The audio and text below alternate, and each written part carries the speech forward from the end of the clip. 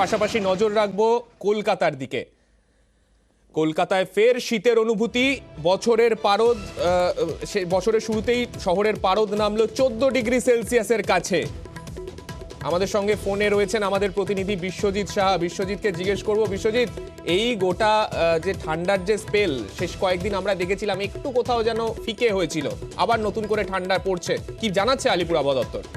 তবে তাপমাত্রা কমলেও সান্নিক এই স্পেল হবে না খুব বেশি দিন, কারণ বড়জোর 24 থেকে 48 ঘন্টা এই শীতের অনুভূতি থাকবে।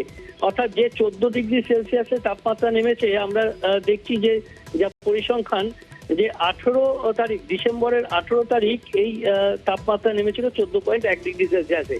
তারপর থেকে তাপমাত্রা ঊর্ধ্বমুখী ছিল এবং আগামীকালের পর আবার তাপমাত্রা ঊর্ধ্বমুখী হবে এবং আগামী রবিবারের মধ্যে, রবি সোমবারের মধ্যে তাপমাত্রা প্রায় 17 থেকে 18 ডিগ্রিতে কলকাতার আবার পৌঁছে যাবে।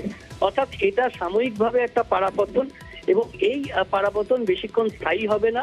তারপর আবার তাপমাত্রা বাড়বে এবং পশ্চিমী ঝঞ্ঝা ও পূবালি হাওয়ার সংঘাতে বৃষ্টির সম্ভাবনা থাকছে। 5 এবং 6 জানুয়ারি এই বৃষ্টির সম্ভাবনা সব থেকে বেশি। উত্তরবঙ্গে দার্জিলিং এও বৃষ্টির সম্ভাবনা থাকছে, কারণ পশ্চিমী ঝঞ্ঝাপাত করছে, আর এর ফলে দার্জিলিং এর উঁচু এলাকায় তুষারপাতের একটা সম্ভাবনা থাকবে। তবে একটা সুখবর আছে, জানুয়ারি মাসের 10 তারিখ থেকে আবার আরেকটা দ্বিতীয় স্পেল শীতের আসতে পারে, এমনটাই ইঙ্গিত দিচ্ছে আবহাওয়া দপ্তর।